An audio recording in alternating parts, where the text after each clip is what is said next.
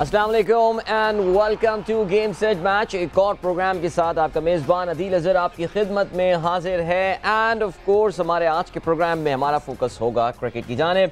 पाकिस्तान के दो ज़बरदस्त से खिलाड़ियों के इंटरव्यूज़ होंगे। इसके अलावा साबिक टेस्ट क्रिकेटर भी हमारे साथ होंगे जिनके साथ हम गुफ्तगू का सिलसिला जारी रखेंगे। इस वक्त लाइव क्रिकेट भी चल रही है। इंडिया और इंग्लैंड एक दूसरे के आमने सामने हैं। इन दोनों की ओडीआई सीरीज़ का आगाज़ हो गया है and India is off to a wonderful start. अपने होम ग्राउंड के तो आपको पता है कि वैसे ही वो किंग्स हैं और इस वक्त न्यूजीलैंड जो कि पाकिस्तान को हरा के वहाँ पर पहुंची है।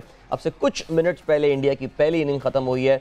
350 रन्स का टारगेट दिया है चेस करने को और इंडिया के शुभमन गिल हिंदुस्तान के उन प्लेयर्स की फहरिस्त में शामिल हो गए हैं जिन्होंने ओडीआई में डबल 100 स्कोर की 106 रन्स बनाकर आउट हुए हैं। और न्यूजीलैंड को वो भी सोच रहे होंगे कि क्या कंडीशंस अचानक बदल गई, बॉर्डर ही क्रॉस करके एक मुल्क से दूसरे मुल्क आए हैं and suddenly they are up for a massive challenge there at Hyderabad Deccan. लेकिन अपने प्रोग्राम का आगाज़ करते हैं हम लेटेस्ट न्यूज़ के साथ in what's up in sports. So here we go. सबसे पहले बात करते हैं पाकिस्तान के कप्तान बाबर आजम के हवाले से। बाबर के कुछ सितारे आजकल गर्दिश में। ज़ाहिर है आप जानते हैं कि होम ग्राउंड में मुसलसल नाकामी की वजह से बाबर की कप्तानी की सलाहियतों पर सवालात उठाए जा रहे हैं।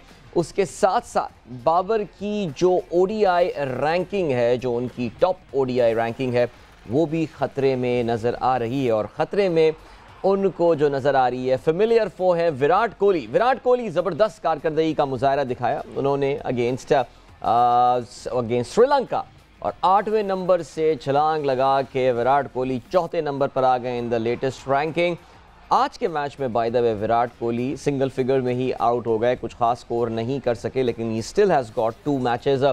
बाबर फिलहाल आइंदा आने वाले कुछ दिनों तक जब तक न्यूजीलैंड की टीम दोबारा पाकिस्तान नहीं आती, अप्रैल में कोई ओडीआई नहीं खेल रहे होंगे। So Virat Kohli has time to catch up and regain the number 1 spot in ODI ranking. We are wishing Babar Azam all the very best. कुछ बात करते हैं पाकिस्तान सुपर लीग सीज़न 8 के हवाले से और पाकिस्तान सुपर लीग सीज़न 8 के शेड्यूल के बारे में कहा यह जा रहा है जिसका अब तक लोगों को बड़ी बेच इंतज़ार है। वक्त कम है, मुकाबला सख्त है, अभी तकरीबन 20-21 दिन रह गए हैं पाकिस्तान सुपर लीग के स्टार्ट होने के हवाले से, लेकिन अभी तक का इसका शेड्यूल जो है वो ऐलान नहीं हुआ। कहते ये हैं कि 1 से 2 रोज़ में कर दिया जाएगा। इवेंट 9 फरवरी से 19 मार्च तक कराची, लाहौर, मुल्तान और रावलपिंडी में शेड्यूल्ड है। फाइनल तमाम लाहौर में खेला जाएगा, लेकिन इवेंट की इफ्तिताई तकरीब कहाँ होगी ये मौमा अभी तक हल नहीं हुआ है। याद रहे पाकिस्तान क्रिकेट बोर्ड ने पहले यह ऐलान किया था कि PSL 8 की जो इफ्तिताई तकरीब है वो खेली जाएगी, वो होगी इन मुल्तान, लेकिन कुछ इंतज़ामिया के मेंबरान और कुछ स्पॉन्सर्स का, बड़े स्पॉन्सर्स का ये कहना है कि इसकी इफ्तिताई तकरीब जो है वो कराची में ही मुनक्किद की जाए। लेट्स सी क्या होता है। कुछ अर्से पहले कुछ और भी खबरें आई थी कि पाकिस्तान क्रिकेट बोर्ड तज़ब्ज़ुब का शिकार है किन वेन्यूज़ पे इसके मैचेस होने हैं, लेकिन अगर वाकई पाकिस्तान सुपर लीग 4 वेन्यूज़ पे होती है it would be absolutely amazing. कुछ बात करते हैं पाकिस्तान की विमेन क्रिकेट टीम के दौरा ऑस्ट्रेलिया के हवाले से। और पाकिस्तान विमेन क्रिकेट टीम के दौरा ऑस्ट्रेलिया में मायूस कुन कारकर्दगी का सिलसिला जारी है। आज होने वाले दूसरे ओडीआई मैच में जो कि ब्रिस्बेन में खेला गया, ऑस्ट्रेलिया की खवातीन ने पाकिस्तानी विमेन टीम को एक परफेक्ट स्कोर यानी 10 विकेटों से शिकस्त दी। पहले बैटिंग करते हुए पाकिस्तान की जो खवातीन की टीम है 43 ओवर में 125 रन्स बनाकर आउट हो गई। डार्सी ब्राउन ने 3 विकेटें हासिल की और ऑस्ट्रेलवी खवातीन की टीम ने बासानी 20वें ओवर में इस टोटल को हासिल किया। सो ऑस्ट्रेलिया की जो खवातीन टीम है इनको इस सीरीज़ में अब नाकाबिल शिकस्त 2-0 की बरतरी हासिल हो गई है। कुछ बात करते हैं, ऑस्ट्रेलिया में ही रहते हैं, थोड़ा सा साउथ जाते हैं ब्रिस्बेन से मेलबर्न में, जहां पर जारी है ऑस्ट्रेलियन ओपन जिसमें एक बड़ा अपसेट हुआ है। 22 दफ़ा के grand slam winner Rafael Nadal दूसरे राउंड से ही बाहर हो गए हैं। उनको अमेरिका के मैकेंजी मैकडोनाल्ड ने स्ट्रेट सेट्स में शिकस्त दी। राफेल नडाल ने इस पूरे मैच में कहीं पर भी ऐसी इंडिकेशन नहीं दी that he is a defending champion. अपनी पूरी फिटनेस में हैं, इंजरी का शिकार थे और नडाल ने जो है वो मैच के बाद भी ये बात बोली कि उनके लिए भागना भी मुश्किल हो रहा था। ताहम वो रिटायर्ड हर्ट के तौर से, डिफेंडिंग चैम्पियन रिटायर्ड हर्ट के तौर से बाहर नहीं होना चाहते थे।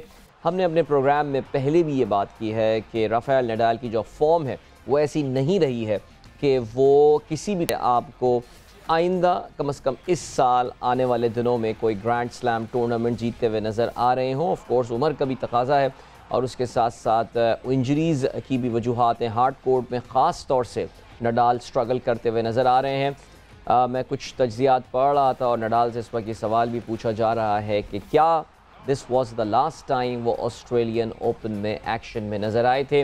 लोगों का ख्याल यही है कि फ्रेंच ओपन शायद उनका आखिरी टूर्नामेंट भी हो सकता है। नडाल क्ले कोर्ट एक्सपर्ट माने जाते हैं। फ्रेंच ओपन को किसी ने इस तरह डोमिनेट नहीं किया जैसे कि नडाल ने किया था। बहरहाल जी, we wish him all the very best in recovering from his injury.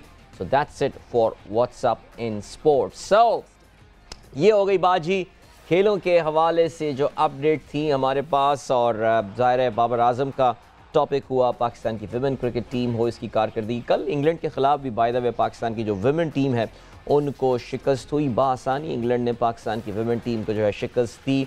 Under 19 ज़ाहिर है उसमें कैच हमारे अंडर 19 खिलाड़ी ने पकड़ा था जो कि ज़ाहिर है ओनली ग्लोइंग मोमेंट था for Pakistan women team, but we lost by a reasonable margin. Pakistan ने पहले मैच में रवांडा को शिकस्त दी थी और दूसरे मैच में इंग्लैंड अंडर 19 के हाथों जो है वो शिकस्त हुई थी। पाकिस्तान की जो विमेन फुटबॉल टीम है इसके बारे में भी आप जानते हैं कि वो मौजूद है सऊदी अरेबिया में, जहां पर एक 4 कौमी टूर्नामेंट में वो हिस्सा ले रही थी, जिसमें पहले मैच में हमने कोमोरोस आइलैंड को जो है वो शिकस्त दी थी, लेकिन दूसरे मैच में पाकिस्तान को मॉरिशस के हाथों शिकस्त का सामना करना पड़ा था 1 के मुकाबले में 2 गोलों से। और ये आखिर में बिल्कुल आखिरी लम्हात में मॉरिशस की जानिब से जो है वो गोल किया गया। और पाकिस्तान का अब आखिरी मैच इस टूर्नामेंट में सबसे बड़ा मैच है वो मेज़बान सऊदी अरेबिया के ख़िलाफ़ खेला जाएगा। सऊदी अरेबिया में भी विमेन फुटबॉल एक रीसेंट फिनोमेनन है। पाकिस्तान की जो विमेन टीम है ऑलरेडी रीसेंट टाइम्स में 2 फतूहात रिकॉर्ड कर चुकी है। मालदीव्स को शिकस्त दी है, कोमोरोस को शिकस्त दी है। इत्तेफाक से दोनों आइलैंड नेशन हैं, जज़ायर पर मबनी ममालिक हैं।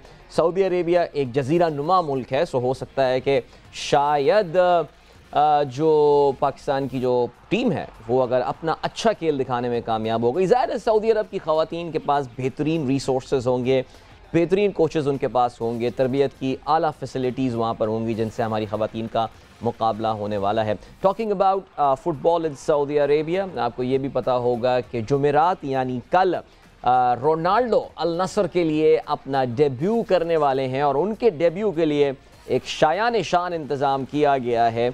कहना चाहिए कि रोनाल्डो के शायान शान इंतज़ाम किया गया है। PSG स्पेशल एक 11 आएगी जो कि रियाद में इस मैच को खेली थी। मैं आपको कल भी बता रहा था कि इसके टिकट जो सबसे महंगा टिकट गया है वो तो कई करोड़ पाकिस्तानी रुपयों में गया है और उस टिकट होल्डर्स को उन टिकट होल्डर्स को जो है वो दुनियाए फ़ुटबॉल के गालबन इस दौरे हाजिर के 2 अजीम तरीन खिलाड़ी लियो मेसी और रोनाल्डो से मिलने का मौका मिलेगा। बिकॉज आप जानते हैं लियोनेल मेसी जो हैं वो PSG पेरिस सेंट जर्मैन की टीम के लिए खेलते हैं, वो रियाद होंगे और वहाँ पे उनकी स्पेशल टीम का मुकाबला रोनाल्डो की टीम के साथ हो रहा होगा। सो इंटरेस्टिंग थिंग जी, पैसा जो है वो बड़ी पावरफुल चीज़ होती है। सीज़न चल रहा है फिर भी बीच में खिलाड़ी उठ कर आ रहे हैं, सऊदी अरब में मैच खेलेंगे और फिर वीकेंड पर जाके मेसी जो है वो एक बार फिर से एक्शन में होंगे in the French league. So well that's it football के हवाले से ये खबर है। बातें खैर बहुत की जा सकती हैं फुटबॉल में। इस वक्त प्रीमियर लीग अपने अरूज पर है, ट्रांसफ़र मार्केट जो है वो काफ़ी हॉट चल रही है इस वक्त। ताहम कुछ हॉकी वर्ल्ड कप का भी जिक्र करते चलते हैं जब तक हमारे गेस्ट हमें ज्वाइन करते हैं थोड़ी देर में। हॉकी वर्ल्ड कप के हवाले से आपको बताते चलें कि कल जो मैचेस खेले गए उसमें 2 एशियन टीमों का आमने सामने मुकाबला था। साउथ कोरिया का मुकाबला जापान के साथ था जिसमें साउथ कोरिया ने जापान को 1 के मुकाबले में 2 गोलों से शिकस्त दी। जापान ने बिल्कुल at the start of the game जो है वो गोल स्कोर कर दिया था, लेकिन साउथ कोरिया ने 9वें और 24वें मिनट में गोल स्कोर करके इस मुकाबले में कामयाबी हासिल की। तकरीबन 13 साल बाद वर्ल्ड कप इवेंट में साउथ कोरिया की यह पहली कामयाबी थी। कल जो दूसरा मैच खेला गया उसमें जर्मनी और बेल्जियम के दरमियान एक सनसनीखेज मैच 2-2 गोल से बराबर रहा। डिफेंडिंग चैंपियन जर्मनी, माफ़ कीजिएगा, बेल्जियम का मुकाबला जर्मनी के साथ था और काफ़ी अप्स एंड डाउन्स इस मैच में देखे गए। अच्छा जी, बाकी क्या है आज इस टूर्नामेंट के मैचेस भी आपको हम बताते चलें। आज जो है वो, बल्कि इनफैक्ट आज आराम का दिन है, देयर आर नो टीम्स। कल मेज़बान इंडिया की टीम जो है वो इसमें एक्शन में होने वाली है। चलें जी, हमारे गेस्ट भी हमारे साथ मौजूद हैं, अब से कुछ दिनों पहले भी हमारे साथ मौजूद थे, अच्छी गुफ्तगू उनके साथ रही थी। आज एक बार फिर से अपने प्रोग्राम में हम साबिक टेस्ट क्रिकेटर अब्दुल रऊफ़ को खुशामदीद कहते हैं। अस्सलाम वालेकुम Rauf and welcome to game set match. जी वालेकुम सलाम, थैंक यू सर। अच्छा भाई रऊफ़, आपसे ज़ाहिर है पहले भी बात, कल हमारे साथ जो है वो और भी माजिद भट्टी साहब मौजूद थे, उनसे भी तफसीली बात चल रही थी इस वक्त पाकिस्तान क्रिकेट बोर्ड के जो हालात हैं। और मैं जिस पॉइंट के साथ गुफ्तगू का आगाज़ करूँगा दैट इज़ अबाउट पाकिस्तान के कप्तान बाबर आज़म। बाबर आज़म के ख़िलाफ़ ऐसा लग रहा है कि घेरा जो है वो काफ़ी तंग हो रहा है और बाबर की अपनी परफॉर्मेंस तो चलें उससे कतई नज़र, उनकी कप्तानी इस वक्त ऐसा लग रहा है कि पीसीबी ने जैसे अपना माइंड मेकअप कर लिया, उन्होंने बना लिया है कि 1 या 2 फॉर्मेट में कप्तानी से बाबर को रिलीफ दिया जा सकता है। उनको बोला जाएगा कि आप एज अ बैट्समैन खेलें। रऊफ़, अगर ऐसा हो जाता है, इस डिसीजन को आप कैसे देखते हैं? देखिए, मेरा नहीं ख्याल कि पाकिस्तान क्रिकेट के लिए कोई ये डिसीजन इतना ज़्यादा सूदमंद साबित होगा, क्योंकि बेसिक चीज़ यही है कि जब कोई आपके जो इंस्टीट्यूशन आप प्रॉपर फंक्शन हों और वो स्ट्रॉन्ग उनकी बेसिस हों और उस पर वो काम कर रहे हों, वो फिर इस तरह आंखें बंद करके किसी को ना तो कैप्टनसी देते हैं और ना ही निकालते हैं।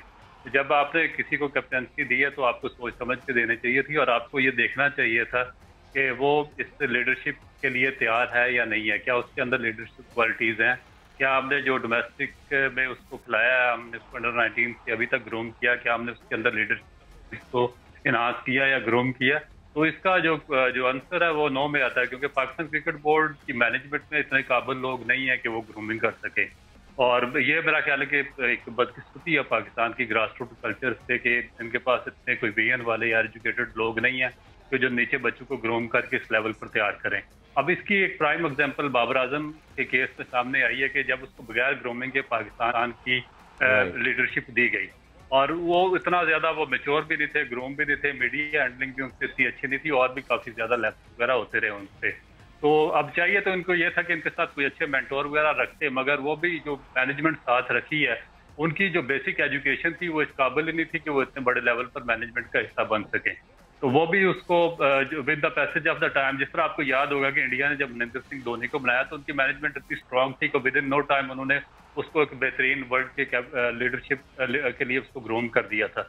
मगर यहाँ पर बदकिस्मती है कि उसके जो सराउंडिंग में लोग थे वो भी काबिल नहीं कि उसको प्रॉपरली ग्रूम करते। तो अब यहाँ पर उन्होंने इसको लाकर फेंका है कि वो जो मीडिया का भी खुद ही इसको सामना करना पड़ रहा है, जो क्रिटिसाइज हो रही है उसको भी इसका खुद ही जवाब देना पड़ रहा है, जो दूसरे उसके स्कैंडल्स आ रहे हैं उस पर भी उसको या उसके वालिद को जवाब देना पड़ता है, और उसके जो बैकअप के लिए या उसकी सपोर्ट के लिए पाकिस्तान क्रिकेट बोर्ड का कोई ओहदेदार मौजूद नहीं है। तो मेरा ख्याल है कि ये बदकिस्मती है पाकिस्तान की। हाँ बिल्कुल रऊफ़, ज़ाहिर है हमारे यहाँ असल में थोड़ा सा आई थिंक हम कल भी बात कर रहे थे अपने प्रोग्राम में कि जिस तरह हमारे यहाँ प्रेस कॉन्फ्रेंसेस होती हैं ऐसा लगता है कि जैसे कि कोई जरा की जा रही है कप्तान की। और ज़ाहिर है हमारे यहाँ बेचारे लड़के जो हैं जो इस लेवल पर जैसे कि आपने बताया आ जाते हैं, उनको तैयार नहीं किया जाता। लेकिन रऊफ़, अनफॉर्चुनेटली पाकिस्तान क्रिकेट में कभी ये कल्चर नहीं रहा। अभी पाकिस्तान क्रिकेट टीम का हिस्सा रहे हैं, हमारे यहाँ जनरली ऐसा होता है कि बहुत कम खिलाड़ी होते हैं जो पढ़े लिखे बैकग्राउंड से आते हैं। बदकिस्मती ये होती है जो पढ़े लिखे बैकग्राउंड से आते हैं वो बहुत ज़्यादा क्रिकेट नहीं खेल पाते या टीम में ज़्यादा अरसे के लिए। अब जैसे बाबर का टैलेंट है अपनी जगह, अनफॉर्चुनेटली हमारे यहाँ चॉइस करनी पड़ती है कि यार तालीम की तरफ जाओगे या क्रिकेट की तरफ जाओगे। लेकिन रऊफ़, पाकिस्तान क्रिकेट में कभी ऐसा कल्चर भी तो नहीं रहा है इस तरह खिलाड़ियों को ग्रूम करने का। ये जिम्मेदारी आपको नहीं लगता खिलाड़ी पे खुद आती है कि इतने बड़े लेवल पे आ गए हो, दुनिया के टॉप प्लेयर्स में से हो, अपने आप को खुद ग्रूमिंग पे ध्यान दो? देखिए, इसमें दो चीजें आ जाती हैं। एक, बात लोग होते हैं उनके अंदर अल्लाह ताला ने एक्सेप्शनल टैलेंट रखा होता है, नेचुरल टैलेंट, कि वो उसमें विद इन नो टाइम वो ग्रूम करके वो अपने आप को तैयार कर ले।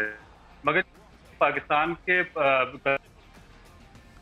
हमारे प्लेयर्स वगैरह आते हैं उनको पता नहीं होता कि वो कब पाकिस्तान टीम में आ जाएंगे। वो अपने नेचुरल टैलेंट पर आते हैं और ओवरनाइट स्टार बन जाते हैं। तो इसलिए उनकी ग्रूमिंग उस टाइप की हो नहीं सकती। अब दूसरी चीज ये है कि जब हम डोमेस्टिक खेल रहे होते हैं, अब मैंने जो जनूबी पंजाब या बलोचिस्तान और मुल्तान का मैं 8-10 साल मैंने कैप्टनसी की है, तो जो पाकिस्तान क्रिकेट बोर्ड से हमारे या मैनेजमेंट आती रही है, तो वो इंतहाई इलिटरेट किस्म के लोग वो भेजते रहे हैं, जो कि ना सिर्फ प्लेयर पर क्रिटिसाइज करके उनका वो कैरियर खराब करते रहे, बल्कि उनकी जो लीडरशिप स्किल्स हैं उन पे भी ओवरकम आते रहे हैं और उनको भी इनहांस प्रॉपरली होने नहीं देते। क्योंकि वो जब आप प्लेयर को डोमेस्टिक से अंडर 19 से जब कोचेस के इन्फ्लुएंस पे दे देंगे और कोच ही छोटे से बड़े रूल का फैसला और टीम डिक्लेरेशन का फैसला और पानी किसने पिलाना और 12th मैन किसको भेजना है उसका फैसला जब कोचेज अपने हाथ में रखेंगे, तो फिर आप कैप्टन को ग्रूम नहीं कर सके।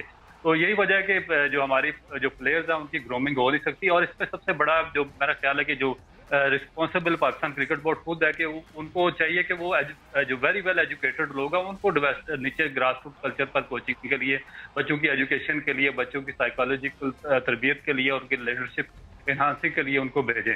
तो यहाँ पर बजाय उनको इस्तेमाल करने के इलिटरेट लोगों को इस्तेमाल करते हैं और वो मेरा ख्याल है कि वो खुद इस काबिल नहीं होते कि वो किसी के अंदर कोई चीज़ डेवलप कर सके। तो ये फिर जाकर ऊपर हमें इंटरनेशनल लेवल पर भी प्रॉब्लम आता है। हाँ बिल्कुल जी, प्रॉब्लम आता है। अभी मुझे याद है कुछ देर से पहले जुनैद ज़िया हमारे प्रोग्राम में रऊफ़ मौजूद थे और वो बता ये रहे थे कि उन्होंने एक पाकिस्तान के एक बड़े स्कूल चेन के साथ एक एग्रीमेंट किया है और उनमें ये कि जो नए खिलाड़ी अंडर 19 या उससे कम एज के जो प्लेयर्स होंगे उनको बाकायदा स्कूलिंग और ग्रूमिंग के वगैरह से अमल से जो है वो गुजारा जाएगा। अब जब मैनेजमेंट चेंज होती है हमारे यहाँ तो हर प्रोग्राम ऐसा लगता है कि पिछला प्रोग्राम जो है वो एक लॉस मेकिंग प्रोग्राम था, उसमें बड़ी खामियां थीं और जैसे कि तमाम मसाइल जो हैं वो विरसे में मिले थे। तो पता नहीं मुझे कि उस प्रोग्राम का भी क्या मुस्तकबिल है, इवन दो काफ़ी फ़ैन फेयर के साथ वो MOU साइन किया गया था। उस स्कूल्स की एक इदारा है, एक बड़ा नाम है पाकिस्तान में। तो ये भी तो एक मसला है ना रऊफ़ कि हमारे यहाँ जब भी अब देखें, अब सेठी साहब की हम मैनेजमेंट को सुनते हैं तो वो विमेन PSL की जो लीग थी रमीज़ उसको 7 करवाना चाह रहे थे, कुछ एग्जीबिशन मैचेस रखना चाह रहे थे, अब वो उसको सितंबर में ले गए हैं। जूनियर प्रीमियर लीग जो है, मुझे नहीं पता आपका क्या पर्सपेक्टिव था उसके हवाले से, उसको भी फ़िलहाल शेल्फ कर दिया गया है। और डोमेस्टिक के साथ तो जो बहरहाल हुआ है हमारे, वो तो अब एक नए सिरे से उसमें भी जो वाइब्स आ रही हैं वो ये आ रही हैं कि रऊफ़ बहुत ज़्यादा इदारे अभी तक तैयार नहीं हैं। कुछ सरकारी इदारे तो ज़ाहिर तैयार हो जाएंगे लेकिन बहुत सारे डिपार्टमेंट्स तैयार नहीं हैं एक बार फिर से अपने स्पोर्ट्स का डिपार्टमेंट क्रिएट करने के लिए।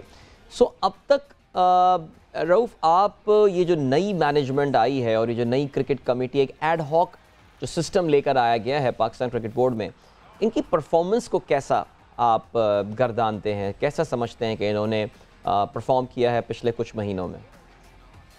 देखिए, अभी तक इन्होंने कोई परफॉर्मेंस नहीं दी और ना ही इन्होंने कोई परफॉर्म किया और ना ही इतने शॉर्ट टर्म में आप इतनी बड़ी जो आबादी का वाला कंट्री है, 25 करोड़ की आबादी, और जहाँ पर इंफ्रास्ट्रक्चर नीचे से ऊपर तक सिर्फ एक गेम का बाकी है, उसमें कुछ भी चीज़ इतनी जल्दी डेवलप कर सकते हैं। अगर कोई भी आपको ये चीज़ बताता है कि हमने ये काम कर दिया, वो काम कर दिया, तो इसका मतलब वो सिर्फ स्टोरी टेलर है और वो आवाम को उसी तरह यूज कर रहे हैं जिस तरह प्लानों ने किया। अब इसमें जो आपका बेसिक क्वेश्चन का जो क्वेश्चन है उसका आंसर ये है कि जो सिस्टम है, जब तक आपका सिस्टम स्ट्रांग नहीं होता, हम अभी तक पर्सनैलिटीज के इर्द गिर्द घूम रहे हैं, हमारा ऊपर से नीचे तक तमाम ढांचा पर्सनैलिटीज के इर्द गिर्द घूमता है कि वो फलाना उसने इतना कुछ खेला हुआ है या वो इतना अच्छा मैनेजमेंट में था और उसने ये काम किया था, हम उसको ले आएंगे, वो सिस्टम सही कर देगा। अब ये चीजें बिल्कुल पास्ट का हिस्सा बन चुकी है, दुनिया इससे बहुत आगे बढ़ चुकी है। दुनिया लेटेस्ट जो स्पोर्ट्स साइंसेज है उसमें, उसके फील्ड में उन्होंने स्पोर्ट्स को एनहांस किया और उसके बाद जो लेटेस्ट टेक्नोलॉजीज है उसको डेवलप किया नीचे से ऊपर तक।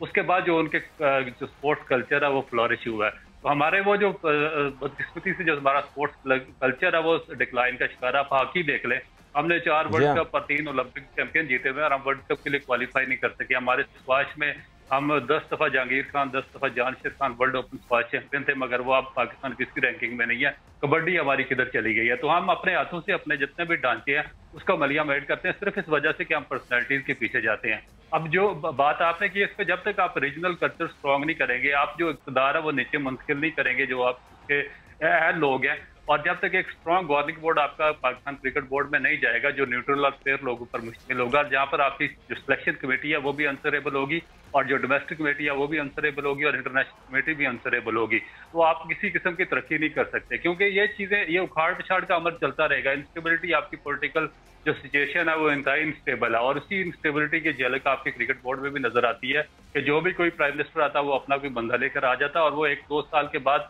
जो सारा सिस्टम बना बनाया चल रहा होता है उसको वो बिल्कुल ख़त्म कर देता है और अपना सिस्टम और अपने लोग लेकर आता है। तो इससे पाकिस्तान क्रिकेट भी सफ़र कर रही है, पाकिस्तान का स्पोर्ट्समैन भी सफ़र कर रहा है और ओवरऑल जो स्पोर्ट्स का ढांचा है वो भी बहुत बुरी तरह मुतासर हो।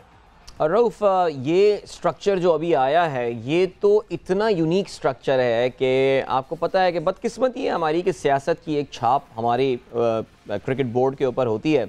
हमें लग ये रहा था कि गालिबन ये जो इस वक्त हमारी फेडरल गवर्नमेंट है ये रमीज़ राजा की कारकर्दगी से मुतमईन है और फेडरल गवर्नमेंट के वैसे ही अब कुछ महीने रह गए हैं, रमीज़ वुड कंटिन्यू और वो जो एक सिलसिला है, एक निज़ाम है, इसको चलने दिया जाएगा।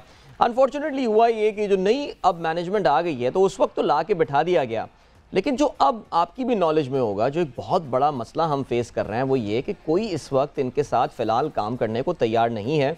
4 गैर मुल्की कोचेस से रब्ता किया गया, चारों ने बोल दिया जी सॉरी मैं मसरूफ़ हूँ, ये वो फ़लाना, ये मसरूफियात, ये कमिटमेंट।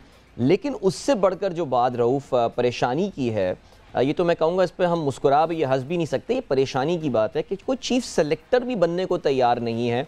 कुछ बड़े नामों को अप्रोच किया, शाहिद खान आफरीदी जो हैं उन्होंने बोला नहीं जी मैं इंटरेस्टेड नहीं हूँ, ये वो कुछ अजीबो गरीब से नाम सामने आ रहे हैं। अब तो ये तक सुनने में आ रहा है कि शायद कोई नॉन क्रिकेटिंग पर्सन को जो है वो चेयरमैन सिलेक्शन कमेटी बनाया जा सकता है। तो ये तो हम बड़े एक मैं कहूँगा कि लेने के देने पड़ रहे हैं रऊफ़, ये जिस तरह की तब्दीली आई है क्रिकेट बोर्ड में। बिकॉज अगर ये नॉन क्रिकेटिंग एक पॉलिटिकल अपॉइंटी को अगर सिलेक्शन कमेटी का हेड बनाया जा रहा है तो ये तो एक डिज़ास्टर हो सकता है।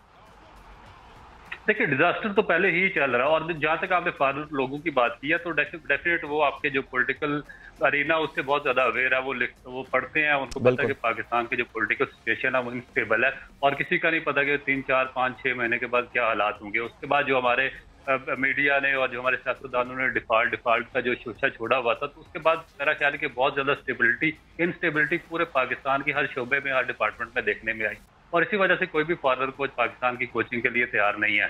तो अब बदकिस्मती ये है कि पाकिस्तान क्रिकेट बोर्ड का जो अमला था, जो पिछले 20-25 साल से कोचिंग एजुकेशन की रिस्पॉन्सिबिलिटी जिनके ऊपर थी, वो भी कोई एक भी एजुकेटेड बंदा डेवलप नहीं कर सकते कि जो पाकिस्तान की कोचिंग करता। वो सिर्फ अपने दोस्तों को,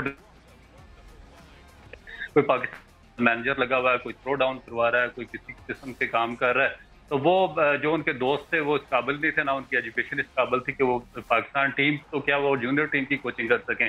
तो इसका जो फॉल आउट है वो फिर अब जो दूरस्थ जो आपका रिजल्ट है वो फिर नजर आने शुरू हो गए हैं आपको।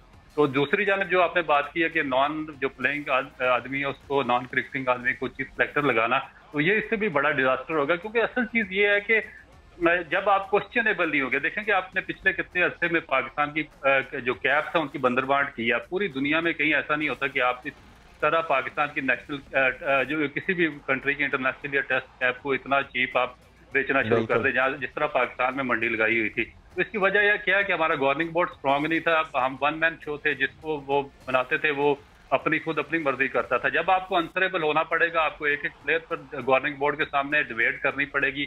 वो पूछेंगे कि इस प्लेयर को किस परफॉर्मेंस पे इंटरनेशनल टीम का हिस्सा बनाया, T20 का हिस्सा बनाया, टेस्ट टीम में सिलेक्ट किया है, तो फिर मेरा ख्याल है कि एक अच्छी चीज आएगी पाकिस्तान की सिलेक्शन में देखने की और मेरिट पर सिलेक्शन होगी। मगर अब जिस तरह चल रहा है सिस्टम, तो ये तो एक बिल्कुल किसी नो वे पे जाकर खड़ा हो गया। ना कोई आपका सिलेक्टर बनने को तैयार है, ना आपका कोई दूसरा ओहदा लेने को तैयार है, और ना ही आपके पास कोई किस्म के बंदे हैं जो डोमेस्टिक या ग्रास रूट कल्चर पर काम करके आए हों और आप उनको बड़े ओहदों पर अपॉइंट कर दें। तो ना आपके फिर नीचे को स्ट्रक्चर स्ट्रॉन्ग है, रीजनल स्ट्रक्चर में आपके इलेक्शन नहीं हुए, वहाँ पे इलेक्टेड बॉडीज नहीं है, ना डिस्ट्रिक्ट इलेक्टेड बॉडीज हैं, ना रीजनल इलेक्टेड बॉडीज हैं। तो मेरा ख्याल है कि एक अजीबो गरीब किस्म की खिचड़ी पकी हुई है जिसका रिजल्ट काफ़ी बुरा होगा पाकिस्तान क्रिकेट के लिए। बिल्कुल जी, रऊफ़ ने बात की लैक ऑफ प्रोफेशनलिज्म के हवाले से। ऐसे खिलाड़ी हमारे यहाँ शायद ये भी एक गलत फहमी है कि जो एक प्लेयर है उसको आप जो है ना कोच बना दें तो वो अच्छी तकरीरें तो कर देगा, वो प्रेस कॉन्फ्रेंस से भी निकाल देगा, वो कुछ बड़ी मोटिवेटिंग सी बातें भी कर देगा, लेकिन coaching is a specialised field. Rauf, अभी मैं ये देख रहा था आपके हम असर खिलाड़ी यासिर अरफात हैं, उन्होंने आपके थोड़े से जूनियर हैं ऑफ कोर्स, उन्होंने अभी ये अपना सर्टिफिकेट शेयर किया, अभी ट्वीट किया है जिसमें उनका पता ये चला है। और यासिर ने जिक्र भी किया था इस बात का हमारे शो में, बड़ा फ्रीक्वेंटली हमारे शो के मेहमान भी रहते हैं, कि इंग्लिश क्रिकेट बोर्ड की जानिब से लेवल 4 ECB स्पेशलिस्ट कोच का उन्होंने सर्टिफिकेट जो है वो हासिल कर लिया है, batting, pace bowling and skills coach. तो इस तरह की ज़ाहिर है पाकिस्तान क्रिकेट बोर्ड भी एक्रेडिशंस और सर्टिफिकेशंस रऊफ़ दिलाता है, लेकिन यासिर अरफात की वैसे अगर क्योंकि उनका अभी भी जो रेज्यूमे है उसमें बहुत ज़्यादा खैर अभी तो कोचिंग का एक्सपीरियंस नहीं है, लेकिन उनकी खिदमात से मुस्तफ़ीद हुआ जा सकता है। इंग्लिश क्रिकेट बोर्ड की जानिब से उनको ये उन्होंने लेवल 4 कंप्लीट किया है। ये is become the first Pakistani जिसने यहाँ तक की क्वालिफ़िकेशन हासिल की है। तो मेरे ख्याल से अब जब कोई नहीं मिल रहा और आप कोई पाकिस्तानी बंदा ही ढूंढ रहे हैं तो फिर यासिर को भी ट्राई किया जा सकता है। वैसे रऊफ साहब देखिए, मेरा ख्याल है कि जो बेसिक चीज़ आपने कोचिंग की पूछी है, तो कोचिंग एक बेसिक एक फंडामेंटल है जिसके बगैर आपका सिस्टम कभी भी आगे नहीं बढ़ सकता। आप इससे पहले जो एक मोहम्मद आरूम थे पाकिस्तान शेखुपुरा के राइट आर्म लेग स्पिनर थे, उन्होंने इंग्लिश ECB से लेवल 4 कोचिंग कोर्स किया था। उन्होंने पाकिस्तान क्रिकेट बोर्ड में एप्लीकेशन दी थी, मगर उनको किसी भी जगह पर किसी तरह भी कोचिंग की जॉब नहीं दी गई। उससे पहले एक मोहसिन शेख, वो ऑस्ट्रेलिया से आए थे, अभी न्यू साउथ वेल्स और अफगानिस्तान की टीम के साथ होते हैं। उन्होंने एकेडमी में कुछ 6-8 माह काम किया था और उनको बहुत बुरे तरीके से यहाँ से निकाल दिया था क्योंकि वो भी पढ़े लिखे थे। उसके अलावा अब यासर ने किया तो बहुत अच्छी बात है लेवल 4। अब प्रॉब्लम ये है कि हमारे जो यहाँ पे सिस्टम है वो अब मैं आपको बताऊं कि कोचिंग का डिफरेंस क्या आता है। जो पढ़े लिखे लोग होते हैं जहाँ पर स्पोर्ट्स साइंसेज की तरफ लोग क्यों जाते हैं, स्पोर्ट्स साइंसेज और जो कोचिंग की फील्ड है, इस पे जो मिनिमाइज किया जाता है आपकी जो फॉल्ट्स हैं और जो आपकी इंजरीज हैं, उनका रिजल्ट निकाला जाता है कि आपको आपके जिस्म में जो आपके बॉडी मैकेनिक्स हैं उनको किस तरीके से मैनेज किया जाए और उनको किस तरीके से मैनेज करके उनको जो आपके प्लेयर्स हैं उनको इस काबिल बनाया जाए कि वो एक उनसे मैक्सिमम परफॉर्मेंस ली जाए और मैक्सिमम उनको इंजरी से छुटकारा दिलाया जाए। तो हमारे जो प्लेयर्स हैं, उसके बाद जो आपका कोच है उसको साइकोलॉजिस्ट होना चाहिए, क्योंकि आपने छोटे इलाकों में बच्चों की कोचिंग करनी होती है और कोई किस बैकग्राउंड से आया, कोई किस बैकग्राउंड से आया, तो आप जब तक साइकोलॉजी के एक्सपर्ट नहीं होंगे आप बच्चों की साइकी समझ ही नहीं सकते। आप सबको एक तरीके से ट्रीट करेंगे और उससे बहुत ज्यादा बच्चे बदजनी के शिकार हो जाते हैं। उसके बाद जो आपको न्यूट्रिशनिस्ट होना चाहिए, जो आपका कोच है उसको न्यूट्रिशन के बारे में पता होना चाहिए, क्योंकि आप हर जगह बच्चों के ऊपर न्यूट्रिशन को नहीं भेज सकते और न्यूट्रिशन के बगैर आप प्रॉपर डाइट प्लान के बगैर आजकल की स्पोर्ट्स नहीं हो सकती किसी सूरत भी। उससे आप इंजरीज का शिकार हो जाएंगे, आपकी जो परफॉर्मेंस है वो भी डिक्लाइन का शिकार हो जाती है। उसके बाद एक जो कोच है वो एक अच्छा रोल मॉडल होना चाहिए, वो टीचर होना चाहिए, उसकी एजुकेशन इस काबिल होनी चाहिए, कम से कम उसके पास खुद डिग्री होनी चाहिए ताकि वो आके बच्चों को कुछ बेहतर तरीके से वो कन्वर्ट कर सके, डिलीवर कर सके।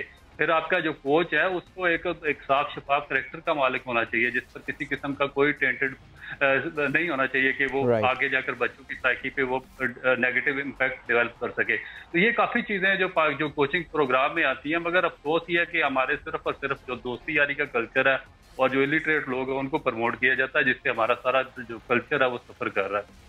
रऊफ, आपका अपना भी कुछ बैकग्राउंड रहा है स्पोर्ट्स एजुकेशन के हवाले से, सो थोड़ा सा अगर आप उस पर भी रोशनी डालें, बिकॉज मेरी जो प्रोडक्शन टीम है वो ये बता रही है कि माशाल्लाह आपने भी क्वालिफिकेशंस वगैरह कुछ हासिल की हुई हैं उस हवाले से।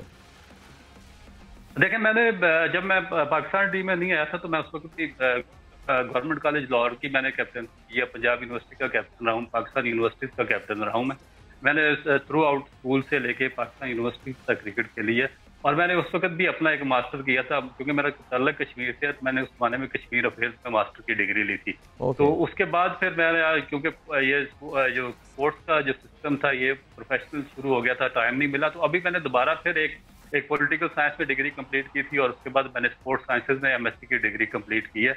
तो मुझे तो वैसे भी इस चीज़ का शौक है, मैं कोई जॉब शॉब लेने के लिए नहीं, क्योंकि मैं जब शुरू ही मेरा एक एजुकेशन फैमिली से ताल्लुक था और मुझे शौक किया पढ़ने का, तो मैंने इसलिए अपनी डिग्रीज वगैरह कंप्लीट करता रहा। तो आगे प्लान है अब तो MSc के बाद अब PhD वगैरह कोई सब्जेक्ट स्पोर्ट्स साइंसेज में या कुछ इस तरह का इरादा है? ये क्या इसमें PhD ऑफर होता भी है कहीं पाकिस्तान में? ये भी पूछना पड़ेगा। जी बिल्कुल, जी बिल्कुल, पंजाब यूनिवर्सिटी भी करवा रही है, अभी मैं फिर भी कर रहा हूँ और मेरा है इरादा PhD करने का। ओह वेरी गुड, ज़बरदस्त। तो कुछ तदरीस से भी वाबस्ता होंगे, पढ़ाने का भी प्लान है रऊफ? ये तो बड़ी मज़ेदार डिस्कशन की तरफ हमारी डायरेक्शन निकल गई है। देखिए, अगर टाइम मिला तो यूनिवर्सिटीज में मुझे ऑफर तो है, 1-2 यूनिवर्सिटीज में अभी भी ऑफर है, तो 1-2 दफा मैं वहाँ पर गया, लेक्चर भी वगैरह भी दिए वहाँ पर।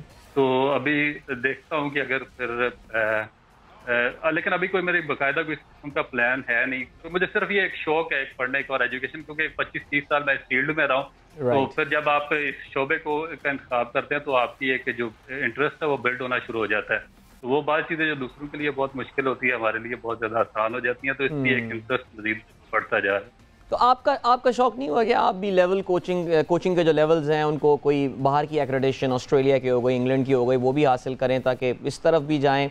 अब Rauf, what keeps you busy? I mean अगर आप ये शेयर करना चाहें अबाउट योर प्राइवेट लाइफ, कि ज़ाहिर है आपको हमने क्रिकेट खेलते हुए तो देखा है, उसके बाद अब आपकी क्या मसरूफियात हैं एक्चुअली? देखिए, मैंने इंग्लिश क्रिकेट बोर्ड से लेवल 2 किया था, उसके बाद फिर मैं इंग्लैंड नहीं गया था, तो फिर मैंने लेवल 2 एक पाकिस्तान क्रिकेट बोर्ड से भी किया था। फिर इनका एक मैच रेफरी का कोर्स हुआ था, वो भी मैंने कर लिया था।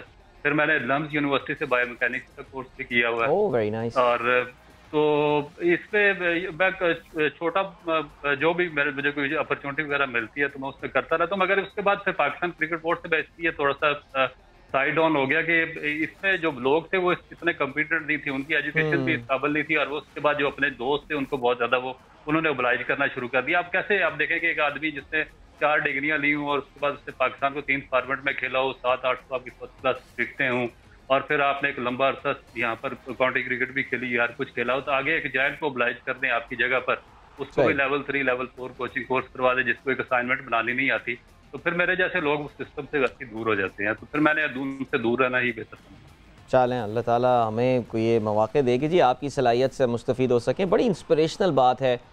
कश्मीर से ताल्लुक़ रखने वाले आप पहले पाकिस्तान के टेस्ट क्रिकेटर अब्दुल रऊफ़ रहे हैं। आपका मैं ट्विटर अभी बायो भी पढ़ रहा था और उसमें बड़े फ़ख्र से, आई एम प्रीटी श्योर ये लिखते हुए आपको बड़ा फ़ख्र भी फील हो रहा होगा कि आप पहले कश्मीर के क्रिकेटर हैं जिसने पाकिस्तान को रिप्रेजेंट किया है। अब तो माशाल्लाह कश्मीर प्रीमियर लीग भी होती है और उससे उम्मीद ये करते हैं कि ज़रा कुछ सिचुएशन और हालात जो है बेहतर हो रहेंगे, बिकॉज आप मशाल राह बने बाकी खिलाड़ियों के लिए। ज़मान भी हमारे जो आए थे उनका ताल्लुक भी कश्मीर से ही था। सो सिचुएशन अब है और खिलाड़ी हैं, जाना होता है, आपका टैलेंट का अंदाज़ा है रऊफ़ आपको कश्मीर के। जी बिल्कुल, और ये मेरा ख्याल है कि जनरल तौकीर ज़िया के दौर में कश्मीर क्रिकेट में शुरू हुई थी, जब जनरल अजीज साहब के भाई ने वहाँ पर चार्ज संभाला था कश्मीर में, तो ग्रेड 2 की कश्मीर से टीम आई थी, तो उसने पार्टिसिपेट यहाँ पर करना शुरू किया था। तो उस जमाने में काफ़ी टैलेंट वहाँ से आया था सामने, और उसके बाद उसको प्रॉपर उस इलाके की सरपरस्ती नहीं की गई। टैलेंट तो देखिए पाकिस्तान में हर जगह टैलेंट है, कश्मीर के हर इलाके में टैलेंट है, मगर जब तक आप देखें कि पिछले सिस्टम में जब आपने रीजनल जो सिस्टम है उसको ग्रोम किया, 16-18 रीजन सिस्टम में आपने शामिल किए, तो आप डेरा मुराद जमाली, आप उसके बाद जो आप छोटे इलाके थे बलोचिस्तान की सिबी और कलात वगैरह, यहाँ पर भी क्रिकेट डेवलप होना शुरू हो गई थी, रावलाकोट में और मीरपुर में भी। मगर उसके बाद जब सिस्टम कोलैप्स हुआ तो वो छोटे इलाकों से बिल्कुल ही वो अकेडमीज भी खत्म कर दी गई, वहाँ पर बलोचिक प्लानिंग भी खत्म हो गई, वहाँ के जो बच्चे थे उनमें इंटरेस्ट भी खत्म हो गया इस चीज़ का। जब तक अपॉर्चुनिटी नहीं मिलेगी और लोकल स्टार्स वहाँ से सामने नहीं आएंगे और वहाँ पर जाके आप सिस्टम को ग्रोम नहीं करेंगे, अकेडमीज नहीं बनेंगी, क्लब फंक्शन नहीं होंगे, तब तक बड़ा मुश्किल है कि बच्चों को आप टेस्ट दे सकें। और सबसे जो मेन चीज़ है वो रोजगार है, क्योंकि आजकल जिस तरह पूरी दुनिया में इन्फ्लेशन अपने टॉप पर है, तो जब तक आप बच्चों को रोजगार नहीं देंगे और उनको इंडल्ज नहीं करेंगे सिस्टम में, तो फिर उनको इस तरफ लाना बड़ा मुश्किल हो जाए। That is so true. KPL में कोई रोल वगैरह रऊफ़ कभी ऑफर हुआ या एसोसिएट करना चाहा आपने अपने आप को इस लीग के साथ? अजय नहीं, अभी तक मेरा उनके साथ कोई ना तो रब्ता, और ये मेरा ख्याल है कि एक क्या कह सकते हैं इसके बारे में बदकिस्मती है। मगर इस पे दूसरे जगहों से मुझे काफ़ी ज़्यादा फ़ोन आए, मगर मेरा जो फैमिली बैकग्राउंड है वो इस बात की इजाज़त की जाती है कि मैं पाकिस्तान के कश्मीर के मामले में किसी दूसरे चैनल पर बात करूं। मगर ये आप इसको बदकिस्मती कह सकते हैं पाकिस्तान की, आज नहीं तो कल ये चीज़ एक्सप्लॉइट हो जाएगी, मगर फिर इसका मैं रिस्पॉन्सिबल नहीं होगा। ये मैं आपके चैनल पर मैं बिल्कुल सच बात कर रहा हूँ। चलें सर, बिल्कुल हमें मौका मिला तो आपसे ज़रूर इस बात को हम फर्दर प्रोब करेंगे कि आखिर वो क्या वजह है कि आप इस पे बात नहीं करना चाहेंगे। लेकिन रऊफ़, ज़ाहिर है पाकिस्तान क्रिकेट की तो जो हालात हैं, जो बात है, रोज़ाना ही हमारे प्रोग्राम का हिस्सा होता है। हमारे इंटरव्यूज़ का ये भी फ़ायदा होता है कि हमारे बहुत से क्रिकेटर्स जो कि पाकिस्तान क्रिकेट को बहुत कम वक्त के लिए रिप्रेजेंट किया, हमारे साथ अक्सर होते हैं और हमें मौका ये भी मिलता है कि ज़रा उनसे उनके करियर के हवाले से कोई सवाल ज़रूर पूछें। जैसे हमें आपके बारे में बहुत कुछ जानने का आज मौका मिला, आज हमारे पास इत्तेफाक से टाइम भी बहुत ज़्यादा था बात करने का। रऊफ़, अपने टेस्ट करियर को जब आप देखते हैं और अपने करियर को देखते हैं तो क्या इस बात का, मैं अभी एक आर्टिकल भी पढ़ रहा था जिसमें डॉन में ये आर्टिकल आया हुआ था कि क्या अब्दुल रऊफ़ के करियर को पाकिस्तान क्रिकेट बोर्ड ने जो है वो तबाह कर दिया या उसको फलने फूलने नहीं दिया। जब आप देखते हैं, when you look back 13-14 years back, जब आप पाकिस्तान टीम का हिस्सा हुआ करते थे, तो अफसोस होता है और क्रिकेट खेल सकते थे पाकिस्तान के लिए। वो क्या वजूहात थी जिसकी वजह से अपना करियर आप ज़्यादा इस्टेब्लिश नहीं कर पाए? देखिए कि मेरा ख्याल है कि जो मेरे मामले में बहुत ज़्यादा जो मेरी एजुकेशन थी और जो मेरा पर्सनैलिटी प्रॉब्लम था उनके साथ, उससे मेरा करियर को ग्रूम नहीं होने दिया, क्योंकि मेरा एक एजुकेशनिस्ट बैकग्राउंड था और मैं कॉलेज से आता था। यहाँ पर मैं उकाड़ा से आया था और यहाँ पर मैं गवर्नमेंट कॉलेज में होता था, पाकिस्तान टीम के कैंप में आता था। सीजन में मैं कोई 90 या 100 आउट होते थे हर सीजन में मेरे। उसके बाद पाकिस्तान के कैंप में बुलाया जाता था, मगर मुझे नहीं पता था कि यहाँ पर पाकिस्तान टीम में आने के लिए क्या चीज़ें इख्तियार करना पड़ती हैं जो बाकी लोग करते हैं। ना तो मेरे पास उस जमाने में कोई सिफारिश थी और ना ही मेरे पास कोई एक्स्ट्रा ऑर्डिनरी वो चीज़ें थी जो वो बाकी लोग करके पाकिस्तान टीम में अपनी जगह मुश्किल कर लेते थे। तो मैं एक सिंपल स्टूडेंट था, तो मैं अपना परफॉर्म करके पाकिस्तान के कैंप में से होकर वापस चला जाता था। इवन 2003 के वर्ल्ड कप पे मैं जा रहा था जब साउथ अफ्रीका में, तो कैप्टन ने मुझे बुलाया था वहां पर। फिर उनका फोन आया मुझे साउथ अफ्रीका से कि मैं वर्ल्ड कप के लिए बुला रहा हूँ, यहाँ पर आ जाए। पासपोर्ट दिया, मुझे वीजा बुलाकर वापस भेज दिया। तो उसके बाद फिर इंडिया में टेस्ट मैच खेलने के लिए बुलाया गया, फिर मुल्तान से, फिर वहां पर आया, रावलपिंडी से मुझे वापस भेज दिया गया। अब मेरा प्रॉब्लम ये था कि मैं जाकर जो आपकी पीसीबी की मैनेजमेंट थी, हाई ऑफिसर चेयरमैन थे या उस वक्त, उनसे मैं क्वेश्चन कर लेता था कि ये किस तरह आपने मेरी जगह पे किसी साथी को या उसको भेज दिया। तो वो चीज उनको पसंद नहीं आती थी। वो कहते थे कि बाकी तो सर झुका कर चले जाती हैं और तुम क्यों हमसे क्वेश्चन पूछते, तो हम तुम्हें खेलने नहीं देंगे। और ये भी बहुत ही मेरी खुशकिस्मती है कि इसके बावजूद मैं पाकिस्तान के लिए तीनों फॉर्मेट में क्रिकेट खेल गया।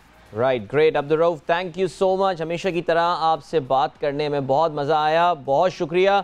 And lots of best wishes for your MPhil and eventually PhD. Abdul Rauf, test cricketers, हमारे समाज साबित टेस्ट क्रिकेटर हमारे साथ मौजूद थे। बहुत कम ऐसा होता है कि पाकिस्तानी क्रिकेटर जो हैं वो एजुकेशन की फील्ड में बड़ा ज़बरदस्त काम कर रहे होते हैं। Rauf is one of those people and as we said earlier we wish him all the very best. इस वक्त हम बढ़ रहे हैं एक ब्रेक की जानिब और अच्छा जी, वक्त आ गया है कि हम अपने प्रोग्राम का इख्तिताम करें। आज थोड़ा वक्त से पहले प्रोग्राम हमारा ख़त्म हो रहा है, लेकिन अपने प्रोग्राम का इख्तिताम करते हैं। आज हमारे पास 2 रिकॉर्डर इंटरव्यूज़ लाइंड अप थे जो इंशाल्लाह हम आगे अकोमोडेट करेंगे। वेरी इंटरेस्टिंग टॉक्स, लेकिन वक्त आ गया, इजाज़त लीजिए आप लोगों से। इंशाल्लाह मेरी आपसे मुलाकात होगी कल एक बार फिर।